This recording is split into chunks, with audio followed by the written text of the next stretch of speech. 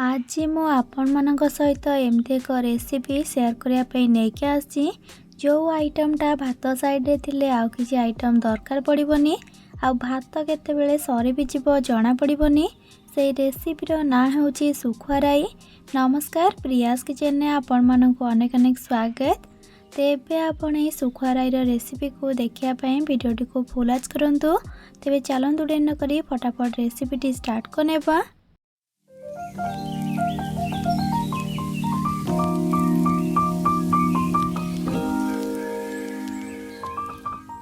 सुखुआ राई बनवाई प्रथम ये देखु मुझे 100 ग्राम रही पथर मुंडी सुखुआ।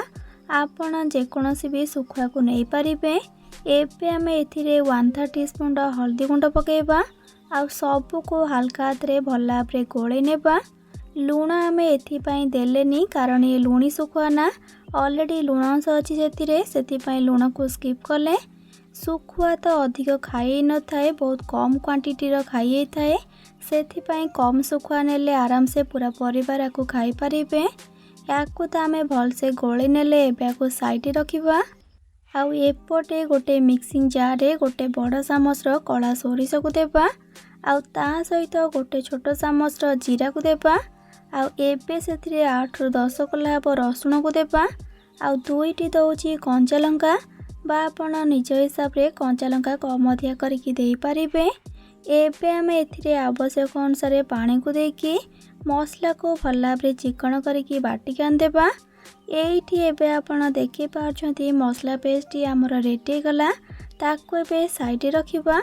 आउ एपटे देखंतु मु गैस ऑन करके गोटे कड़े को बसैकी सेथिरे दउची पाखापाखी गोटे छोट चामच हब सोरिष तेल। आपन चाहे रिफाइन तेल भी करि पारिबे, किंतु मु सजेस्ट करी आपण सोरिष तेल रे करंतु, टेस्ट भल आसीबो। तेल भल भाव गरम हो गला परे आमे जो हळदी रे गोलिक रखिथिले सुखुआ को ताकू आनिकी छाड़ी छाड़ी करके तेल रे देबा। आउ सुखुआ सब को देला परे मीडियम फ्लेम रे 2 ରୁ 3 मिनट खंडे तलपट साइड को टिके कुक होगा छाड़ीबा। आ तलपट साइडटा टिके कुक हो गला परे जायकी आमे अपोजिट साइड को उल्टे नेबा। आउ अपोजिट साइड को मध्य सेही परी 2 ରୁ 3 मिनट खंडे कुक करनेबा। ऑनेस्टली कहूँ आपन जदि एहीपरी सुखुआ राई को बनइबे ताहले देखिबे भात केतेबेले सरी जिबा आपन जानि भी पारिबेनी कि सुखुआ राई टिके हे गले साइड रे आ किछि डिश दरकार भी पड़िबनी, कारण एटा एते टेस्टी। आउ 2 ରୁ 3 मिनट खंडे कुक कला परे एठी आपण देखि पारथिबे सुखुआ हमर सब साइड रो भल भाव भाजी गलानी। एहीपरी सुखुआ सब भाजी गला परे ताको गोटे प्लेट को काढ़ी नेबा। आगरो भी मो सुखुआर बहुत सारा रेसिपी मो चैनल रे अपलोड करिछि। आपण से सब वीडियो को देखिया पई चाहुथिले ए वीडियोर तळे थिबा डिस्क्रिप्शन बॉक्स रे तार लिंक सब को पाई परिबे।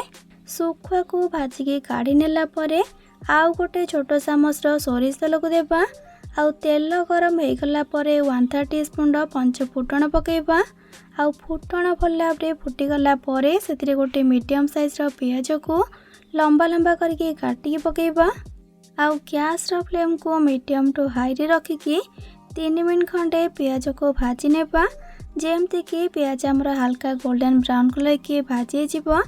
पाखापाखी 3 मिनट खंडे भाजी देला परे एठी आपण देखि पारथिबे पियाज हमर हल्का गोल्डन ब्राउन कलर के भाजी गलानी।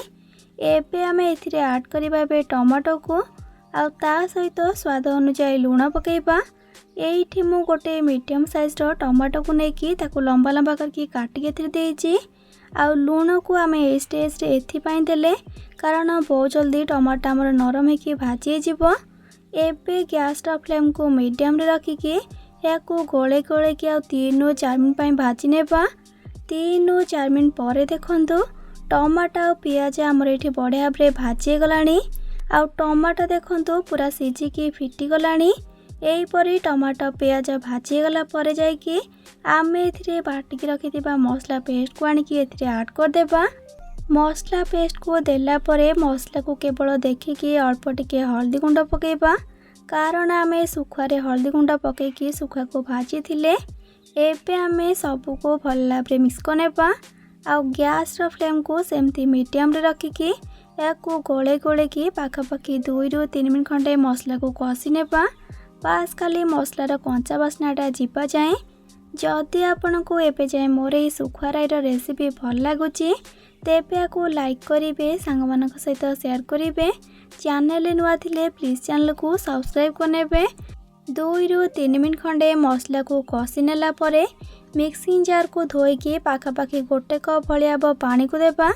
आउ अधा छोट चामचर काश्मीरी लंका गुंड पकेबा। ये काश्मीरी लंका गुंडटा केवल आम कलर पाई यूज करिचे, किंतु एटा पूरा पूरी ऑप्शनल अच्छी, आपण दे पारिबे नहले संपूर्ण भाव में स्किप मध्य करि पारिबे। एबे आमे सबको गोले गोले की लो टू मीडियम फ्लेम रे पाखापाखि 3 ରୁ 4 मिनट खंडे भल भाव में कषि नेबा। एइठी गोटे छोट टिप्स मु आपण मानक सहित शेयर करूची। जदि आपण अल्प पानी को देकी मसला को कषिबे ताले सोरिष मसला आपणकर केबे भी पिता हेबनी। एइठी ता हमर मसला भल भाव में कषि गला, सेथिरे एबे आवश्यक अनुसार पानी को ऐड करिबा। एइठी मु 1.5 ग्लास पानी को दोची, आपण सबको देखिकी पानी एथिरे ऐड करिवे। आउ अधिक पानी आपण ऐड कर देबेनी, कम करके पानी को देबे, कारण आमे को जुकजुका टाइप रो बनेबा। सेथिपाई पानी को देला परे मसला सह पानी को भल भाव में थरे मिक्स करनेबा। आउ गैस रो फ्लेम को हाई करके ए पानीटा को भल भाव में फुटिबा को छाड़िबा बा एथिरे गोटे बॉयल आसिया पई छाड़िबा पाखापाखि 2 ରୁ 3 मिनट पई। एइठी आपण देखि पारछंती ना पानीटा हमर एबे टकमक हेकी फुटिबा स्टार्ट हे गलानी। एबे आमे एथिरे भाजी रखिथिबा सुखुआ सबको ऐड करनेबा।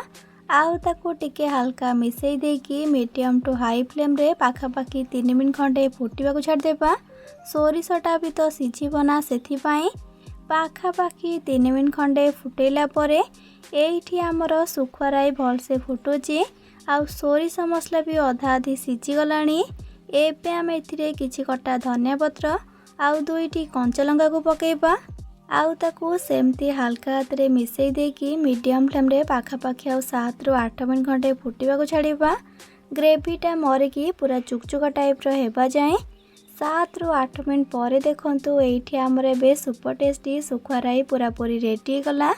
एबे आमे गैस रो फ्लेम को ऑफ करनेबा। आशा करछि मोर ए सुखुआ राईर रेसिपीटी आपण मानकु निश्चय भल लागिथिबो। भल लागिथिले प्लीज लाइक शेयर और सब्सक्राइब करनेबे। तेबे आज रोची पुणी आसबि नुआ एक रेसिपी नहीं कि से पर्यंत रही। Love you all. जय जगन्नाथ।